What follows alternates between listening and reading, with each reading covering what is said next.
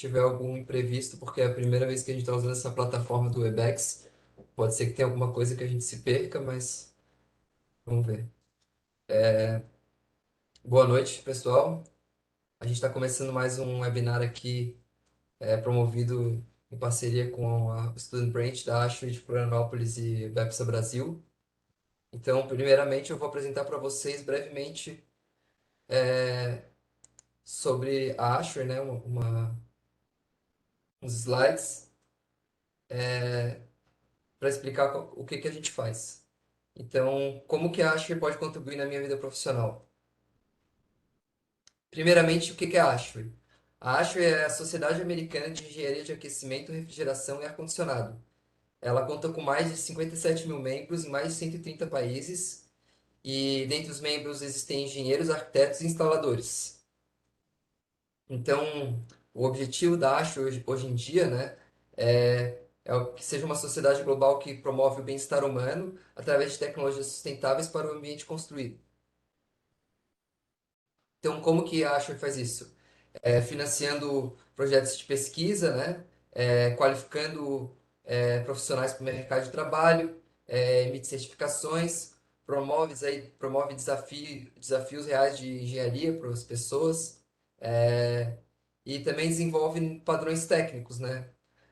Como se fossem normas que são muito utilizadas na indústria e na pesquisa. Então, a Ashway está presente em grupos estudantis. E um desses grupos é o Student Branch de Florianópolis, que é o qual eu faço parte, eu sou presidente do Student Branch de Florianópolis. E nesses grupos estudantis a gente organiza seminários, cursos, palestras, trabalho com formação de liderança, preparação para o mercado de trabalho e também tem muito networking, né? Porque a gente está sempre em contato com outros profissionais, com gente da indústria, então é bem interessante.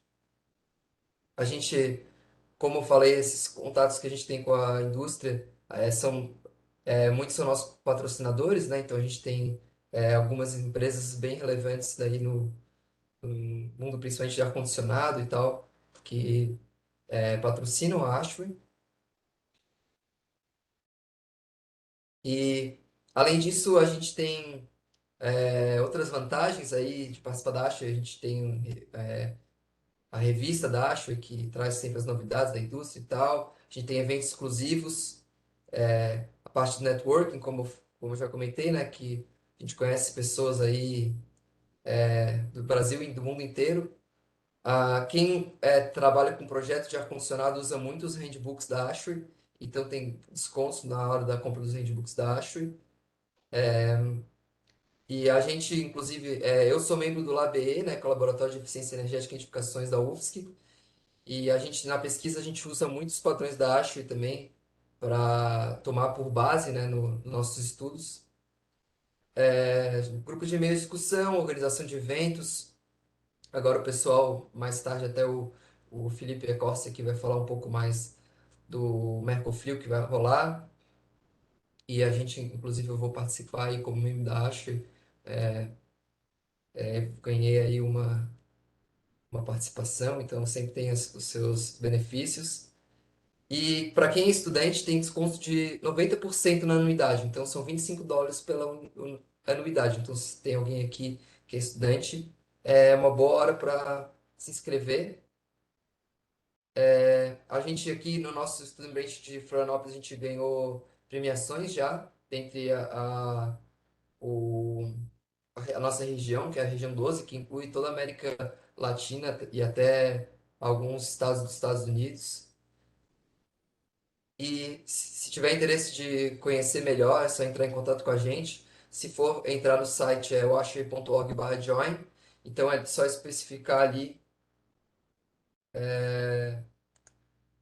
que é um estudante da Universidade Federal de Santa Catarina. O chapter é como se fosse qual parte acho que faz parte do nosso South Brasil e preenche o formulário. Qualquer dúvida é só entrar em contato e é tranquilo. Então é isso aí, obrigado. Agora eu vou passar a palavra para o professor Alberto Hernandes para ele apresentar o IBEPSA para vocês. Obrigado, Marcelo. Vamos lá, deixa eu pegar aqui.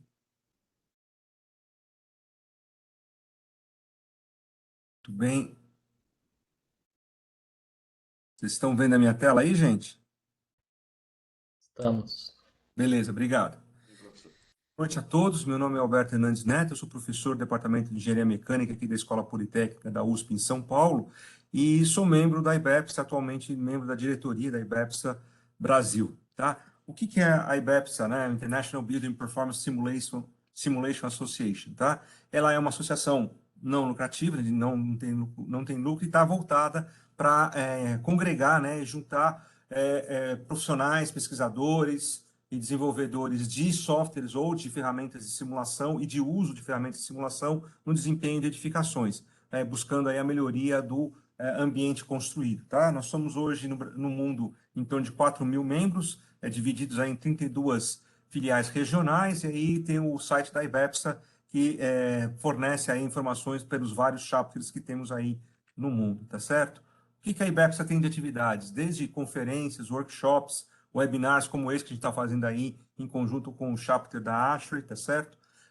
Uma série de material, né, de divulgação científica, desde newsletters, tem uma competição entre estudantes na parte de modelagem de projetos, alguns projetos desenvolvidos pela própria IBEPSA, e journals, né, e alguns livros que são endossados pela IBEPSA, né? Um deles aqui que está como exemplo aí o do Building Performance Simulation for Design and Operation, né, que foi editado pelo Ian Hansen e o professor Roberto Lamberts, tá? E todos esses documentos, essa documentação, tudo está disponível no site da IBEPSA Internacional.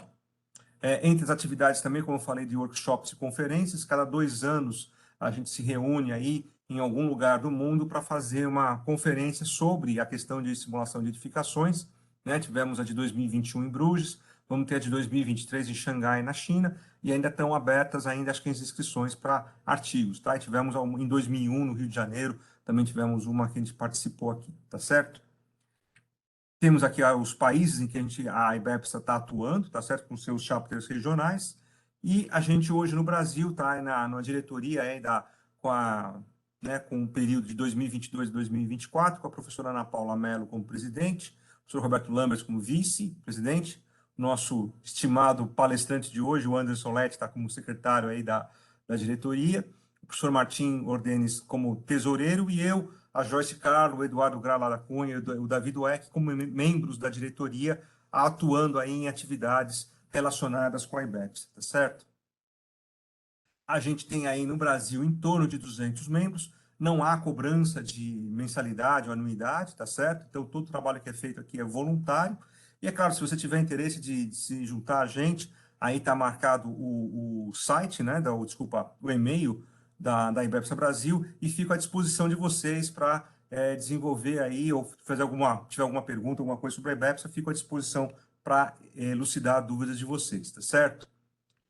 A gente vai ter o webinar hoje de água gelada e simulação do Anderson no dia 9, hoje dia 8, né? E no dia 6 de outubro, o Anderson volta aqui para nos presentear aí com mais um assunto, que é os sistemas VRF e sua simulação. Então, eu já deixo o convite para vocês aí, para a próxima, no dia 6 de outubro, já marcar na agenda a próxima webinar, que esse vai ser o último desse ano. Então, a gente vai, em novembro e dezembro, não vão ter seminários da IBEPS, a gente retoma as atividades em 2023, tá certo? Então fica aqui o meu contato, se alguém tiver alguma coisa, alguma pergunta, fico à disposição de vocês. E antes de a gente iniciar a apresentação, o Felipe aqui vai fazer algumas palavras aqui, dar o anúncio para vocês. Felipe, eu vou só fechar aqui a minha... Pode ficar à vontade. Obrigado pela presença, Felipe. A palavra é sua.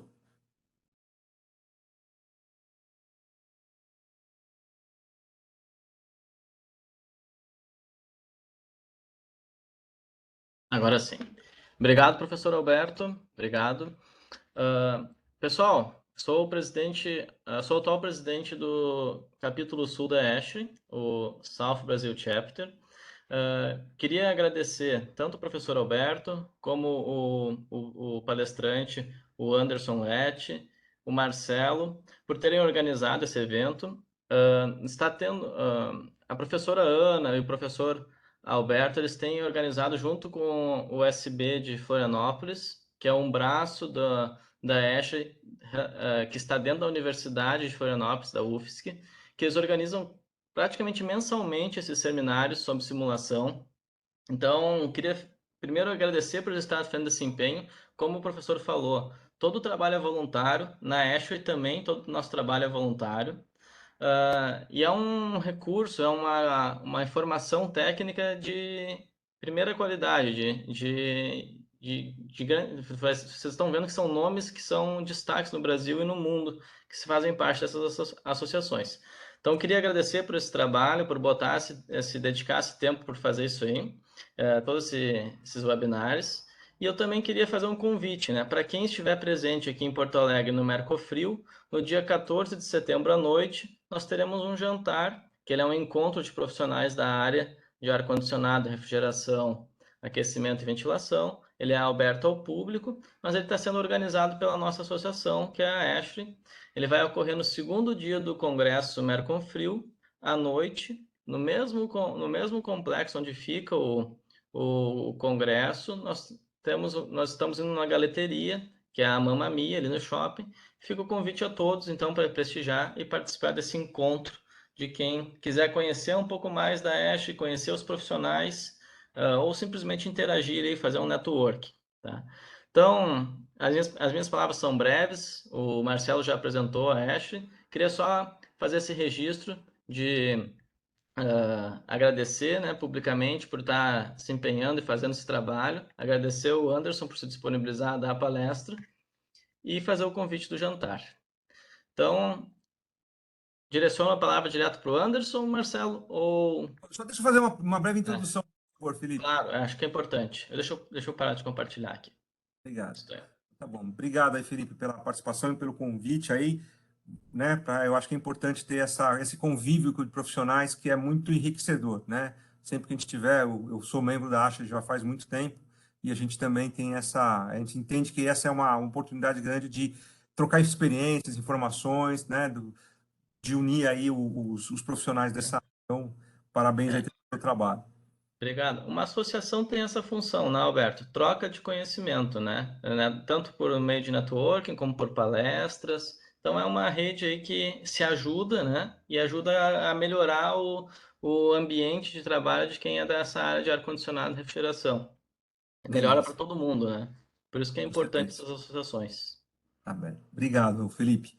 Então, sem mais delongas, né, vamos iniciar aqui o webinar. Então, inicialmente, eu queria agradecer aí ao Anderson Lett pela disponibilidade de agenda para poder fazer aqui a apresentação, né, para a gente falar um pouquinho de um tema que a gente sabe que é muito importante também, que é a questão de sistemas de água gelada e a sua simulação, né? Para quem não conhece, o Anderson Lett, ele é engenheiro mecânico formado pela Universidade do Rio Grande do Sul, né? Ele é profissional acreditado da ASHRAE na BAPE, né, de simulação, e LEED AP, né, e BDAC também pela LEED, né, pelo LEED. E é fundador do IBEPS Argentina. Como eu falei anteriormente, faz aqui um trabalho excelente junto com a gente lá no secretariado da IBEPS Brasil, né, e tem desenvolvido bastante projetos nessa área de certificação de prédios, né, avaliação de desempenho e simulação. Anderson, muito obrigado pela tua presença, é um prazer tê-lo aqui, obrigado pela tua disponibilidade. Eu vou agora eu vou estar aqui, vou fechar o meu microfone e o meu vídeo, mas precisando de alguma coisa, eu estou aqui, eu não fugi não, tá? Estou por aqui, qualquer coisa precisar, estamos aí para apoiar. Obrigado aí de novo e boa palestra. Perfeito. Obrigado, professor. Prazer trabalhar com o senhor. Muito ativo na diretoria ali do IBEPSA. Acho que com a sua entrada mudou um pouco as ações, então a gente está bem mais ativo. O Felipe, a gente estudou juntos na faculdade, a gente foi colega. Formamos um semestre de diferença só. Mas, então vamos lá. O objetivo dessa palestra de hoje, dessa conversa, prefiro chamar assim, é falar um pouco do sistema de água gelada e a simulação desses sistemas. Nas nossas reuniões bimestrais da diretoria do IBEPSA, a gente sempre conversa quais podem ser as dificuldades de quem está ingressando no mundo da simulação, o pessoal que tem um conhecimento intermediário, e a gente percebeu que não necessariamente é o uso do software de simulação, senão é o entendimento dos sistemas de AVAC, de água gelada, principalmente, porque algumas pessoas não vêm do ramo da engenharia, ou mesmo os que vêm da engenharia não estudam na faculdade a parte de climatização. Então, a ideia hoje é falar um pouco dos sistemas de água gelada,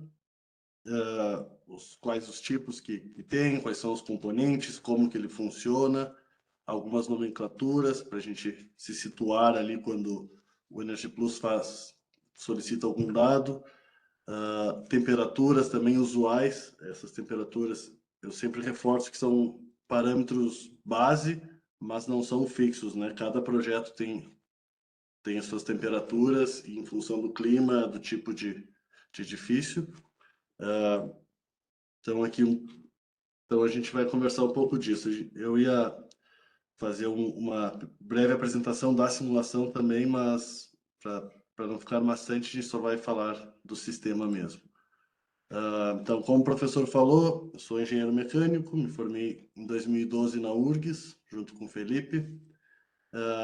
Em 2014 me tornei BEMP, que é o profissional acreditado da ASHRAE para simulação energética. E logo que me formei, fui morar na Argentina e trabalhei com simulação e principalmente com comissionamento de edifícios. E essas visitas de comissionamento foram que me deram a bagagem e o conhecimento de sistema de água gelada, que eu confesso que na faculdade não era uma cadeira só, então foi no dia a dia e na prática mesmo que eu aprendi um pouco de água gelada, e a gente está sempre aprendendo esses sistemas. Então, desde 2013 eu participo da IBEPSA, ajudei a fundar a da Argentina, e quando voltei para o Brasil, abri o escritório e entrei para a IBEPSA Brasil.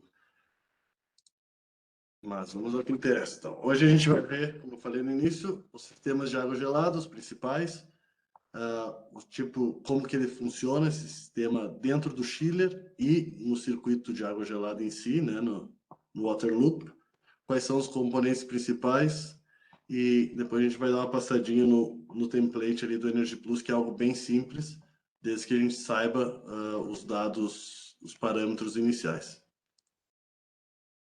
Então, o sistema de ar-condicionado ele é dividido em dois grandes grupos, né? Que são sistemas de expansão direta, que seriam os mais usuais, que são split, VRF, a geladeira que a gente tem em casa,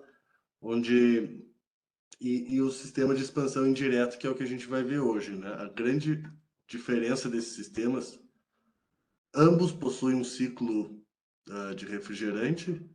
Porém, o de expansão direta, ele vai evaporar o refrigerante diretamente na zona térmica, o espaço que a gente quer condicionar. Então, ele vai retirar calor dessa zona.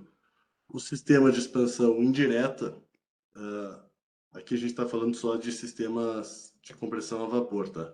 Ele utiliza o mesmo ciclo de refrigerante, porém, em vez de retirar calor da zona térmica, ele vai retirar calor de um circuito intermediário. E esse circuito intermediário geralmente usa um fluido que é a água. Então, por isso que é o sistema de água gelada.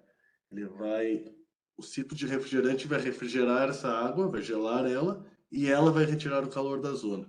Então, por isso que ele é a expansão indireta. Então, dentro dos sistemas de expansão indireta, a gente tem dois tipos de chiller, né? Com compressão a vapor, que é o que a gente vai ver, que é o ciclo de refrigerante, e chillers com ciclo de absorção, que é um chiller um pouco diferente aqui. Ele utiliza calor para refrigerar. Então, o refrigerante, o fluido que ele utiliza é água misturada com amônia ou brometo de lítio. Ele é bem mais complexo e nos 10 anos que eu trabalho com ar-condicionado eu nunca vi um chiller desses. Então, acho que ele não é muito usual. Mas quem quiser se interessar e quiser ver mais sobre esse chiller, nesses slides aqui que eu vou disponibilizar para vocês no final, tem um link desse vídeo. E também eu recomendo muito que vocês utilizem os manuais de água gelada do Tomás Cleto. Ele escreveu para o Ministério do Meio Ambiente. São 3 volumes, tudo está muito bem explicado lá, muito bem detalhado. Então, inclusive o sistema de absorção. Bom, então aqui é um sistema de um diagrama simplificado, né, de um sistema de água gelada. É importante. Hoje, a partir de agora, tudo que a gente falar sobre sistema de água gelada, o CAG, chiller, sempre a gente está falando de expansão indireta com ciclo de compressão de vapor, tá? Não tem nada de absorção. Então, eu coloquei esse GIF aqui só para ilustrar como é que é um simplificado do sistema. O chiller tem o ciclo de refrigerante aqui dentro. Esse refrigerante vai gelar a água, tá? Essa água vai vir a uma temperatura aproximada de 6 graus. Vai chegar nos condicionadores os condicionadores nas zonas térmicas, né? Aqui uma UTA, uma AHU, um fan coil. Essa água vai passar pela serpentina, resfriar o ar, por sua vez vai resfriar a zona térmica. Então a água retorna para o chiller a uma temperatura geralmente de 13, né? Então tem um ΔT aí de 6, 7 graus Celsius, e a água volta para o chiller para ser resfriada de novo. Então, esse é a base do sistema. Mas como que esses chillers vão resfriar essa água? Então aqui a gente está vendo, eu coloquei algumas temperaturas de exemplo, tá? Mas lembrando que elas não são fixas e elas dependem do tipo de edifício, do horário de funcionamento, tipo de carga térmica, o clima. Cada projeto tem que ser analisado isso, né? Pode ser resfriado a temperaturas bem menores que essa. E o ΔT, essa diferença de calor, de temperatura aqui, e a vazão da água é o que vai definir a capacidade térmica do chiller. Mas então, esse aqui é o circuito de água gelada, tá? Que a gente viu ali que vai para os fan coils. Esse circuito de água gelada, ele vai chegar a um trocador de calor que está dentro do chiller. Ou seja, isso aqui é a evaporadora do chiller. É o que na nossa casa seria o high wall lá, que está o splitzinho que está lá em cima. Essa água não vai se misturar, obviamente, com o refrigerante. Então, e ela vai ser resfriada aqui nesse trocador de calor. Tá? E vai voltar para a zona e o ciclo vai se repetindo. Então, aqui, dentro do chiller, aqui é o evaporador, aqui vai estar o circuito de água gelada. Então, a água gelada, ela vai passar por esse trocador de calor. E aqui, nessas linhas pretas, está o refrigerante. Ela vai aumentar a entalpia desse refrigerante, ou seja, vai agregar calor a ele e consequentemente tirar calor da água, e a uma pressão constante, tá? Então, agregou calor, esse refrigerante que está aqui dentro, ele era líquido mais gás, ele se transformou completamente em gás.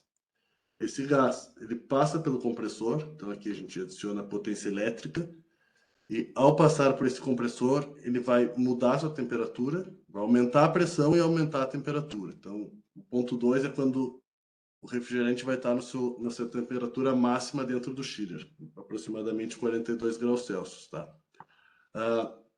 Uma vez que ele passou pelo compressor, esse gás superaquecido, ele vai passar pelo condensador. Como o próprio nome diz, ele vai transformar o gás em líquido, vai condensar esse refrigerante e vai expulsar calor para o exterior, tá?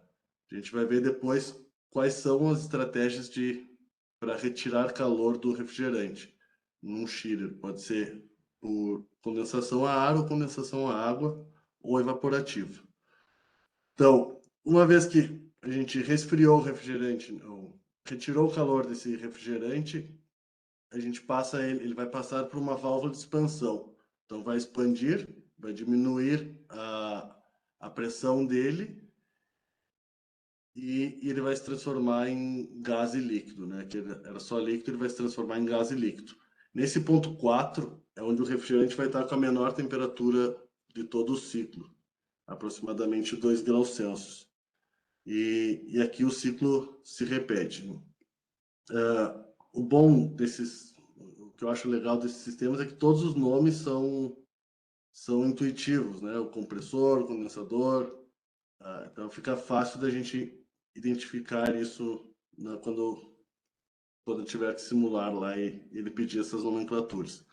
Então, o primeiro componente principal aqui do chiller que a gente vai ver é o compressor, tá? Existem vários tipos de compressores. para chiller. E acho que o primeiro inventado foi o compressor centrífugo pelo Willis Carrier. Depois tem o recíproco, parafuso, scroll e esse aqui mais novo que é o turbocore. É um compressor centrífugo, porém com mancais magnéticos, o que diminui o atrito e melhora a eficiência energética do chiller. O scroll é um sistema mais novo, que é utilizado em VRF também, e ele é muito bom. Mas aqui voltando, então, ao compressor centrífugo. Só voltando aqui, ó. Esses que eu deixei em negrito são as 3 opções que o Energy Plus tem, tá? O que vai diferenciar isso pro Energy Plus? Essas são as curvas que ele vai utilizar para calcular a eficiência em cargas parciais. Basicamente isso. Então aqui, os chillers com compressor centrífugo, eles foram criados pelo Willis Carrier em 1921. Então o ar-condicionado tem 100 anos só e já revolucionou, né, o mundo da arquitetura e conforto térmico das pessoas. Então vamos lá.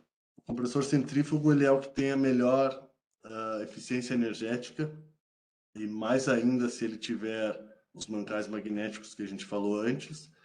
E esse tipo de compressor ou de chiller ele é utilizado para cargas térmicas médias a altas. Então, em torres de escritório, shopping center, aeroportos, esses edifícios maiores e com alta carga térmica, geralmente o projetista especifica um chiller com condensação a água e compressor centrífugo.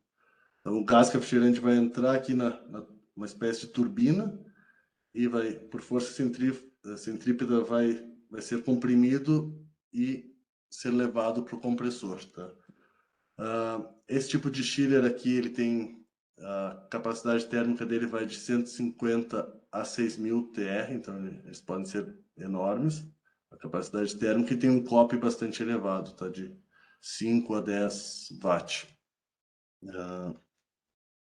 O sistema recíproco, o compressor recíproco, ele comprime o ar de uma maneira similar a um motor de automóvel, né? Ele tem a câmara e o pistão.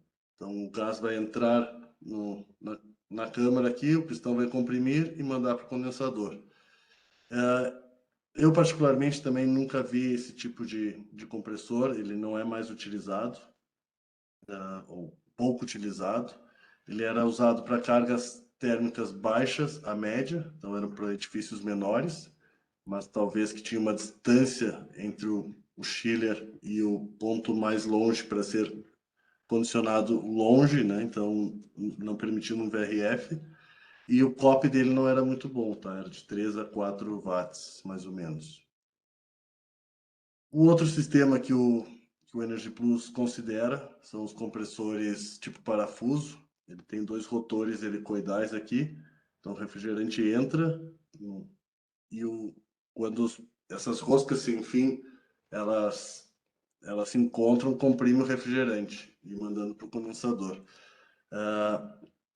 Na minha opinião, ele é uma evolução do recíproco em questão de eficiência energética e pode ser usado nas mesmas especificações do centrífugo, né?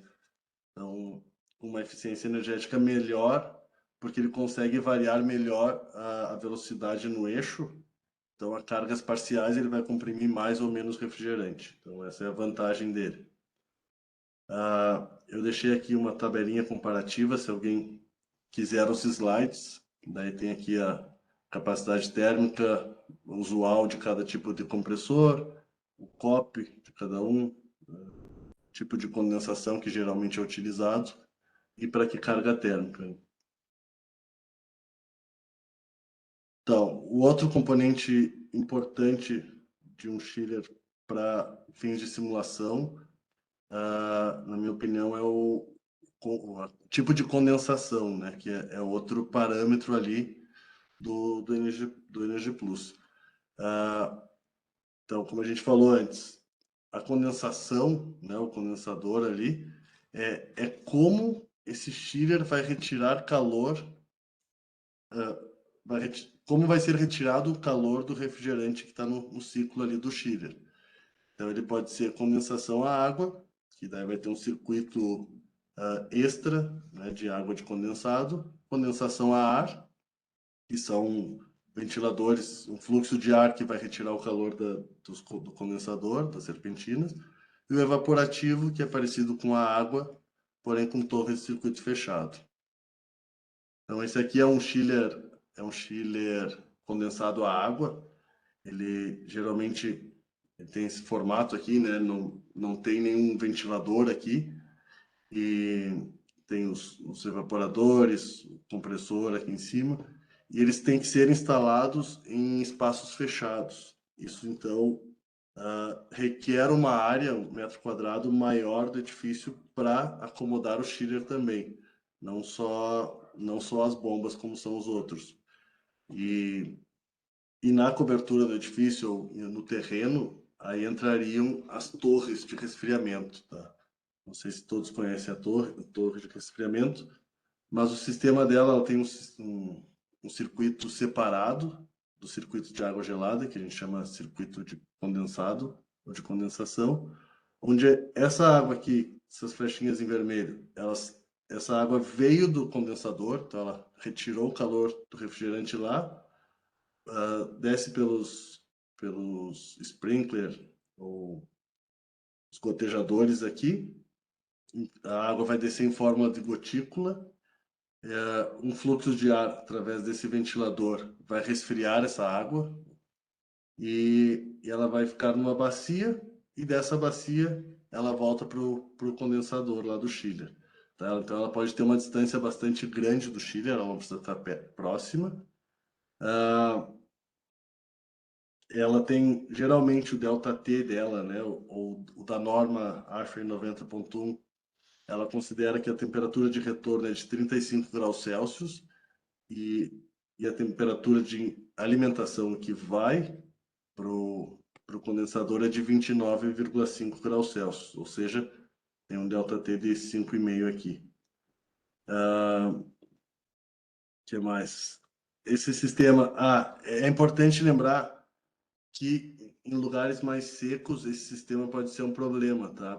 Com escassez de água, porque ele vai consumir muita água nesse sistema, porque ao resfriar a água, muita água vai evaporar aqui, né? Muito fluido vai evaporar e vai precisar reposição de água constante. Então isso tem um custo operacional alto e também um impacto, né, na sustentabilidade alto, porque tem um consumo de água. E ao evaporar também, ela aumenta a concentração de minerais na água. Então ela pode se transformar numa água dura e entupir a tubulação, estragar o condensador.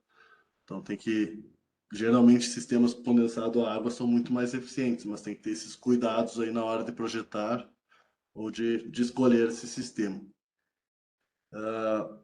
Num projeto do Niemeyer em Brasília, uma empresa nos pediu um estudo de um prédio de 180, um complexo de prédio de 180 mil metros quadrados e para ver qual sistema, né, chiller condensado a água, a ar ou VRF era o melhor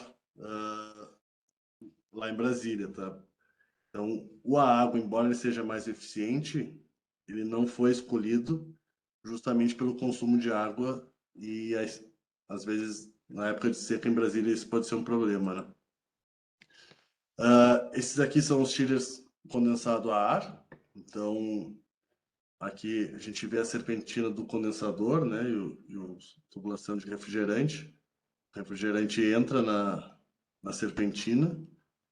Aqui ele é condensado, tá, em contrafluxo do ar. E esses ventiladores gigantes aqui, eles vão fazer com que o ar passe pela serpentina, esquente o ar e seja expulso para o exterior, né, para o ambiente. Então ele não precisa ficar em um lugar fechado, mas como ele é de cargas baixas a média, talvez para a mesma carga térmica desse sistema, um sistema condensado à água, ele pode ocupar mais espaços de cobertura ou de terreno. Geralmente ele tem um COP, um coeficiente de performance, né? A eficiência energética dele é menor que a do chiller condensado à água. Então aqui a gente vai falar um pouquinho do circuito de água gelada. Existem várias formas de ter circuito de água gelada. Pode ser... Aqui eu coloquei esses três porque são os três que o Energy Plus tem ali nos templates, tá?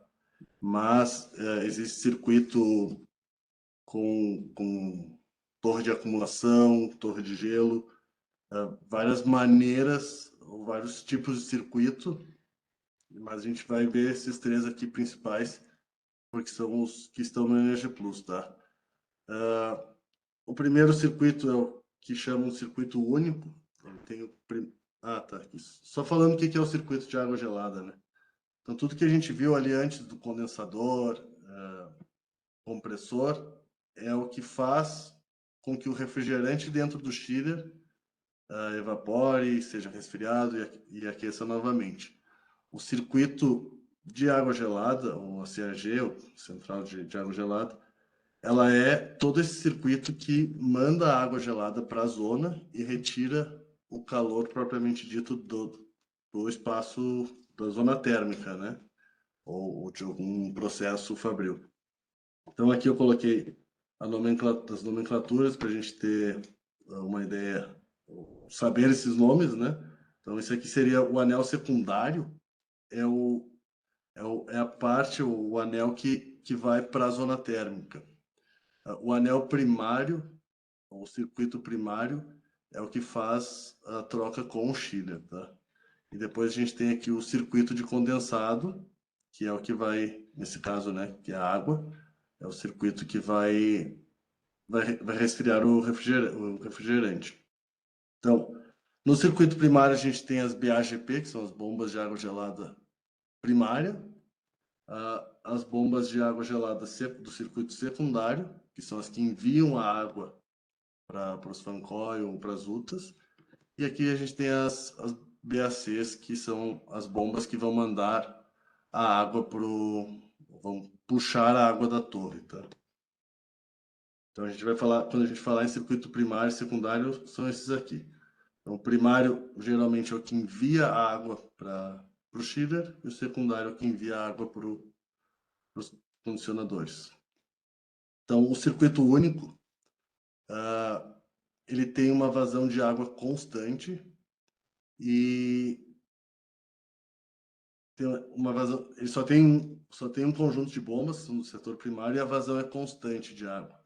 Então a água que retorna dos fan coils, uma água de retorno, uma temperatura maior, ela vai vir sempre a vazão constante, vem no chiller, resfria e volta para a zona, para o fan coil. Se esse fan coil, se a carga térmica dele for mais baixa que a de projeto, né, este fan coil, o conjunto de fan coils, então essas válvulas começam a fechar. Quando essas válvulas fecham, essa pressão aqui na tubulação aumenta, fazendo com que a válvula controladora de pressão aqui no bypass, isso aqui se chama bypass, ela abra. Então, digamos que 50% da vazão de água está vindo por esse circuito aqui. Os outros 50% obrigatoriamente vão ter que vir por aqui.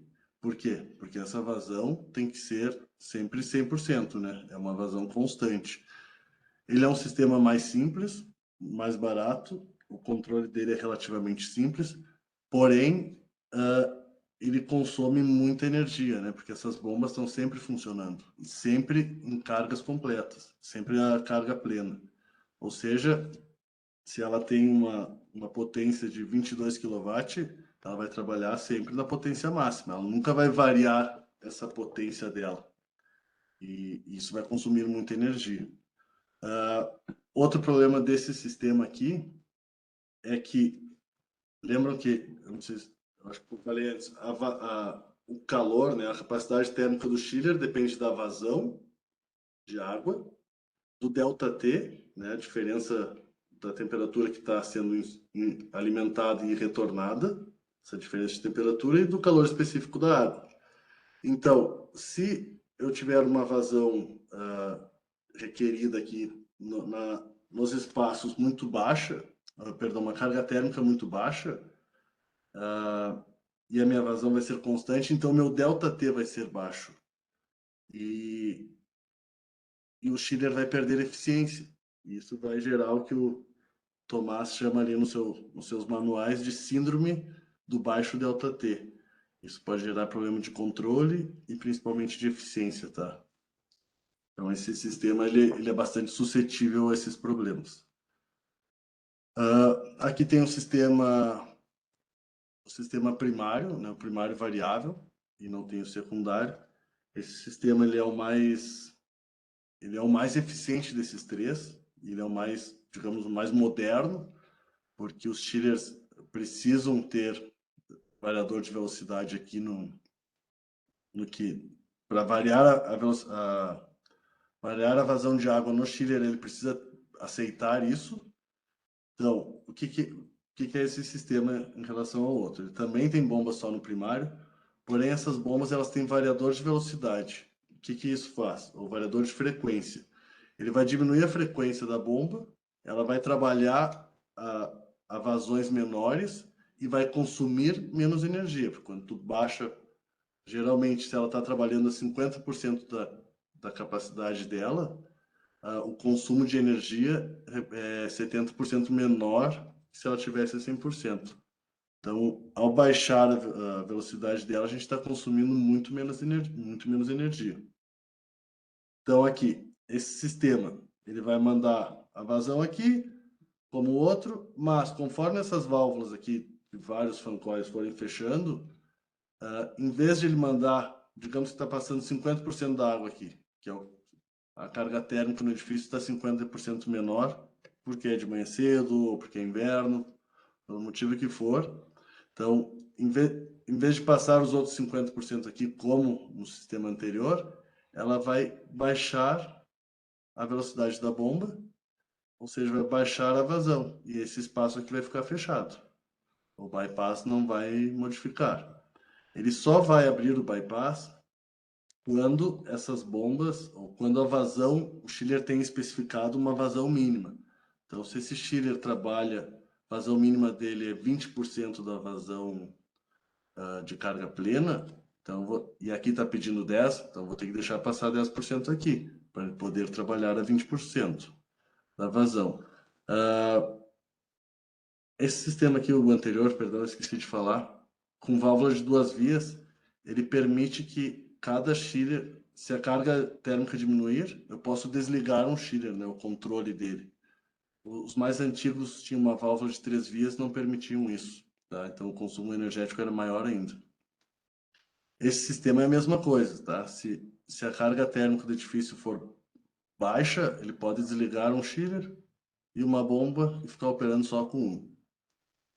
Isso no Energy Plus, lá quando vocês forem simular, bem embaixo dele, do sistema de circuito de água gelada, vocês podem definir como é que é o controle lá, se é por cargas sequenciais, por carga ótima.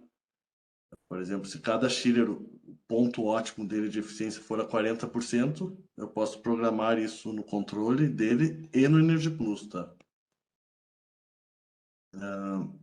E o outro sistema, que é o mais usual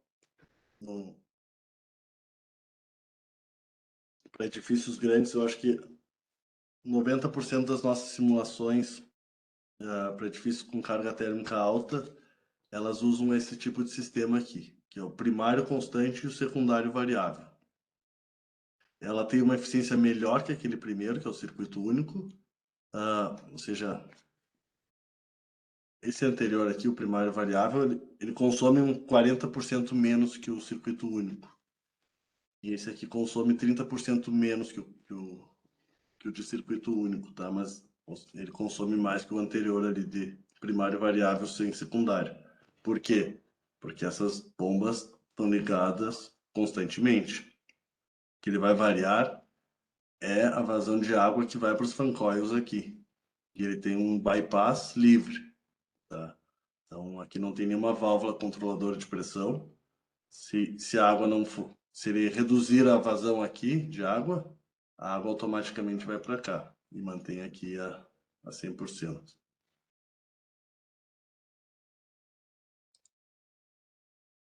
E eu ia falar um pouco do Energy Plus ali, mostrar as simulações, ou como fazer uma simulação, mas para não ficar maçante, a gente vai mostrar aqui. Então, geralmente quando a gente vai simular chiller, a gente começa definindo ele pelos templates do Energy Plus. Então, aqui a gente escolhe o tipo de compressor, né? Que é o parafuso, o centrífugo ou o recíproco, que é o... para simular para o baseline da ASHRAE, a gente deixa aqui a capacidade térmica em auto size, e isso vai definir a vazão de água gelada, e porque a gente vai definir o delta T aqui no circuito de água gelada, tá? Então, ao deixar aqui em auto size, isso só vai definir a vazão de água. Depois ele calcula com a fórmula ali do Kimacete. Aqui, então, o sizing factor, né? Se a gente tiver só um chiller, ele vai sempre operar 100%. Se a gente tiver dois chillers, como é o caso aqui, a gente deveria dizer que cada um, a capacidade máxima de cada um é 50% da capacidade térmica do edifício, né? Ou da carga térmica do edifício. Aqui é o que eu falei ali aqui, qual é a vazão mínima que passa no chiller, o que ele aceita. Então, nesse caso aqui, o template é 10%. E aqui é o Optimum Part Load, tá? Que eu vou mostrar um catálogo para vocês. Tem que achar ele aqui.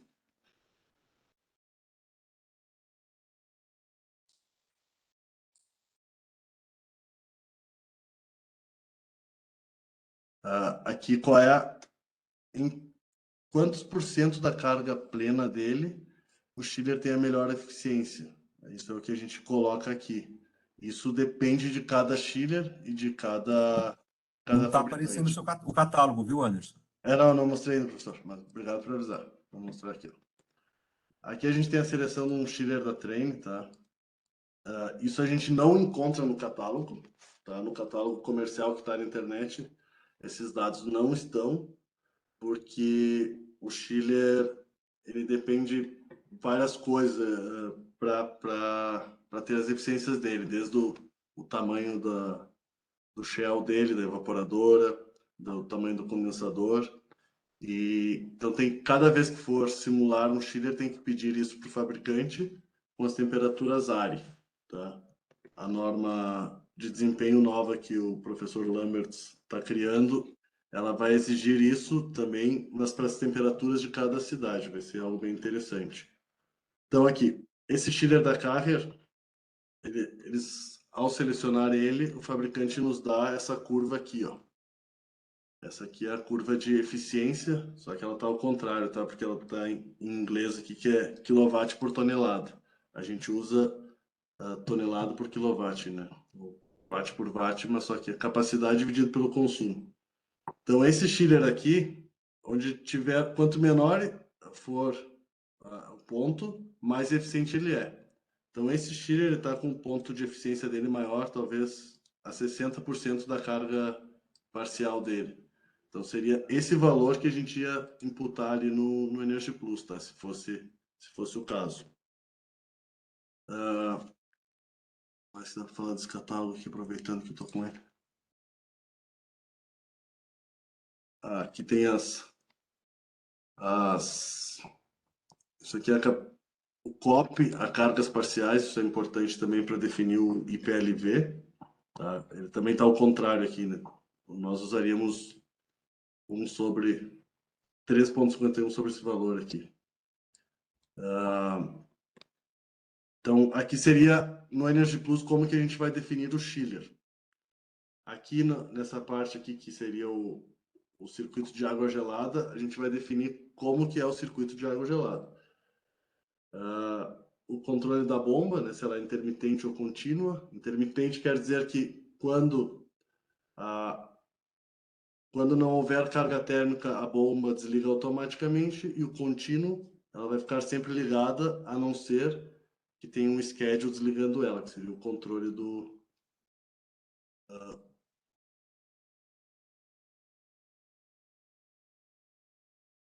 já te respondo ali, Gustavo. Então seria contínuo, tá? Contínuo, ela fica sempre ligada, a não ser que o schedule ou o controle mande ela desligar. Depois, essa parte aqui da operação, normalmente a gente deixa em default. E aqui são as temperaturas de set point, né, da água gelada. A norma, acho, em 90.1, isso aqui é um exemplo de um baseline. Ela pede que a água gelada seja enviada a 6,7 graus Celsius e o retorno dela seja 13. Então tem um ΔT de 6,3. Eles padronizam isso para ter essas temperaturas para que a capacidade de cada chiller em cada projeto use o mesmo ΔT. Aqui é onde, nesse chilled water pump, a gente escolhe se ela é constante primário e variável, primário constante, variável, secundário variável, por exemplo. Então aqui a gente escolhe o tipo de circuito, que são esses aqui que a gente falou, né? Esses três possíveis. Aqui são os heads, a altura manométrica de cada bomba, né? Do circuito primário e secundário.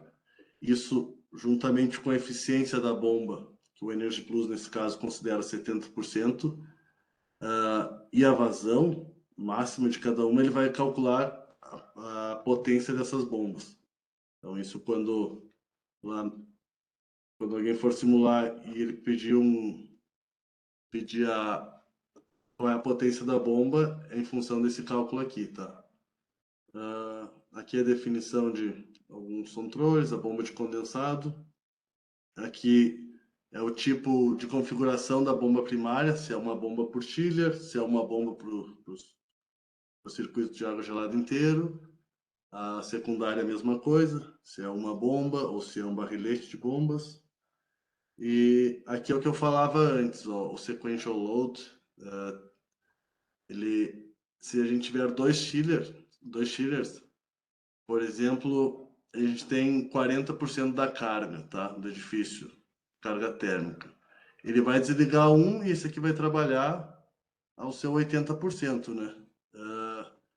E conforme a carga térmica for aumentando, quando esse aqui chegar ao 100%, esse outro vai ligar.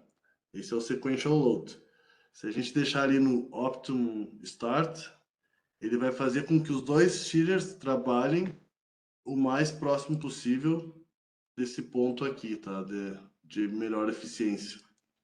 E assim sucessivamente. Tem várias configurações ali.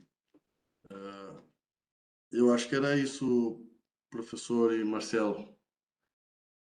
Vou Obrigado. disponibilizar esses manuais do Tomás aqui, que eu acho que são muito interessantes. Eles são bem explicativos. Legal. Obrigado, Anderson, pela tua apresentação. A gente agradece a tua disponibilidade. A gente tem algumas, ainda tem um tempo. Então, já tem uma aqui, Anderson. Não sei se você acho que já até viu, né? O Eu não Gustavo consegui ler passou ali. aqui, né? Eu vou estar perguntando para você se esses parâmetros seriam os valores de porcentagem de carga utilizados para o cálculo do SPLV. Com o Energy Plus, o intuito é justamente calcular o SPLV? Eu acho, Gustavo, deixa eu compartilhar aqui de novo minha tela. Vai lá. Gustavo, tu me corrige se eu estiver errado, mas quando tu pergunta isso, tu tá falando desses... Cadê aqui? Aqui, tu tá falando desses dados aqui? Cadê aqui? Não sei se dá para ver o chat aí, professor. Estou olhando Mas eu aqui. não sei se ele está perguntando dessa É isso parte. mesmo, é isso mesmo. Tá certinho. É isso aí. Isso aqui? Tá. Não, isso aqui é do fabricante, tá? Ele depende da curva do Schiller. Ele não é o Energy Plus que faz esse cálculo. Para o IPLV, a ARI, né, que é a norma de testes de cada chiller, ela define temperaturas de entrada e saída da água e temperatura do ar externo e isso é que vai definir a porcentagem da carga. E cada chiller vai ter uma eficiência nessa porcentagem. O SPLV, né, que a gente está vendo ali para criar para o PBE, com o Lambert, o Marcelo, o professor Alberto, ele vai, em vez de considerar essas temperaturas aqui da área, ele vai considerar as temperaturas da cidade onde o chiller está sendo instalado. Então, não vai ser mais um catálogo para todo o Brasil. Cada cidade vai ter que ter a sua simulação ali do fabricante. Essas curvas do Energy Plus, tá? Elas são bem complexas de criar, tem que fazer por regressão linear, e cada escritório de simulação tem a sua metodologia. O bom aqui é que o Energy Plus disponibiliza algumas curvas, né? Se a gente for aqui em dataset, escolhe Schiller, então a gente pode pegar esse Schiller da Trainer ali que eu estou mostrando o exemplo. Olha ele aqui, ó. Esse Schiller aqui, cadê ele? Esse aqui. É esse Schiller, e ele já tem aqui as curvas dele, as curvas do fabricante, né? Que foram definidas pelo fabricante, de eficiência em função da part load dele. Se a gente for aqui em curva quadrática, vai ter a curva aqui, tá? Então, se não tiver esse Schiller aqui, a pessoa que estiver simulando tem que criar a curva em função desses dados que o fabricante passar para vocês, tá? Não sei se foi respondido. Eu acho que só eu acrescentaria, né, no caso, só para entender, gente, que na verdade essa questão do SPLV que está vindo, né, para a normativa do PB Edifica, etc. tal, a ideia é justamente a gente trazer um pouquinho essa questão da eficiência do sistema, né, o Anderson colocou aqui, essa é a eficiência do chiller, que é um pedaço do sistema, como ele mostrou aqui na apresentação, né? Você tem as bombas, você tem o fan coil, computadores. Então, existe um aspecto que é a eficiência do equipamento chiller, que é essa que ele está mostrando aqui no catálogo, que precisaria, para o caso do SPLV, no caso da normativa para o Brasil, né, de eficiência energética, isso aqui é o que ele falou, esses valores foram fornecidos para uma determinada condição fixa.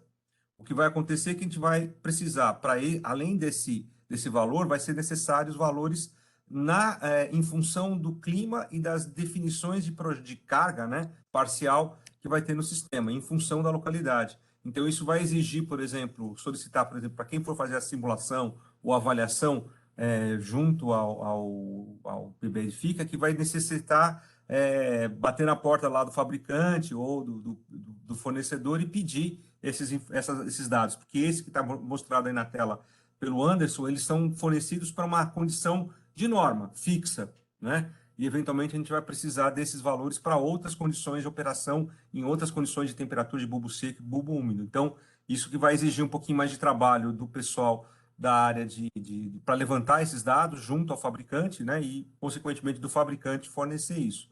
Mas é um dos desafios que a gente tem aí, que a gente vai começar a olhar um pouquinho mais a questão do desempenho do sistema, e não só da máquina, né? Que é o que antes acontecia. Agora a gente tem que olhar também o desempenho do sistema, né? Eu acho, né? Aqui, ó, Fala. então, aqui essas condições, né, de bulbo úmido aqui. Antes eu falei que era 29,5 o retorno da água gelada, da água de condensação, mas isso é bulbo úmido, tá? Eu me confundi ali, eu acho. Mas então, essas condições aqui são as da área, essas temperaturas. No caso do SPLV, como o professor disse ali, ele vai considerar não só o chiller, ele vai considerar as bombas, as torres de resfriamento, os ventiladores de renovação de ar e as temperaturas que ele vai considerar ali, ó, o TBS do ar e a porcentagem vai depender de cada cidade. Então, essa planilha aqui está para São Paulo. Vocês estão vendo aqui que a temperatura do ar, a temperatura de bulbo seco é 27,6 a 100%. Se a gente colocar aqui outra temperatura, outra cidade, por exemplo, Curitiba, já não vai ser 27,6, vai ser 26,4. Então, esses valores aqui vão mudar, mesmo por mais que seja o mesmo chiller, eles vão mudar de cidade para cidade com esse novo PBE. E a ideia aqui é tentar incentivar os projetistas a pensarem em outras temperaturas de entrada de água, saída de retorno da água, e também que os fabricantes conversem mais com os projetistas. Essa é a ideia do PBE, desse cálculo do SPLV, que é bem, na minha opinião, interessante, porque vai trazer novas perspectivas aí para a área de projeto, e nós da área da simulação vamos poder analisar o efeito dessas mudanças em algum edifício, né? Exato. Isso aí, muito bom. Anderson, acho que assim, do ponto de vista assim, de entendimento, eu acho que seria interessante, não sei se você começou colocando a questão da comparação condensação a ar, condensação a água, aí é mais tá ligado à simulação, mas mais voltado assim a uma tendência de mercado. Você está entendendo que hoje, em função dessa questão da crise hídrica, essa preocupação toda com a questão dos custos adicionais que tem de ter água de make-up e o tratamento de água, você acha que você está enxergando que talvez está havendo uma mudança e o pessoal tá se focando mais em sistemas de condensação a ar, ou ainda a torre de resfriamento, condensação a água, ainda é um sistema que o pessoal está utilizando bastante aí nos projetos? Olha, professor, para os edifícios altos, né, ou em plantas abertas, onde a distância da central de água gelada, ou onde ficariam os condensadores de VRF, mas onde se utiliza água gelada, o que a gente mais vê para cargas altas, cargas térmicas altas, é um sistema com condensação a água mesmo, tá? Porque Ah, ele tá. ainda é mais eficiente que o condensação a ar. E então, nesse estudo que a gente fez para Brasília, foi algo, eu acho que uma análise ímpar, assim, né, de ver o consumo de água e entender a crise hídrica de Brasília, e a quantidade de água que evapora, né, que tem que ser reposta lá porque o clima é seco. Mas, normalmente, na parte de custos operacionais, o sistema a água, condensação a água, é mais eficiente, tá? O que a gente está vendo é uma troca, quando o edifício não é muito, as distâncias não são muito grandes, é uma troca do sistema água para VRF. Isso Ah, tem tá. acontecido bastante.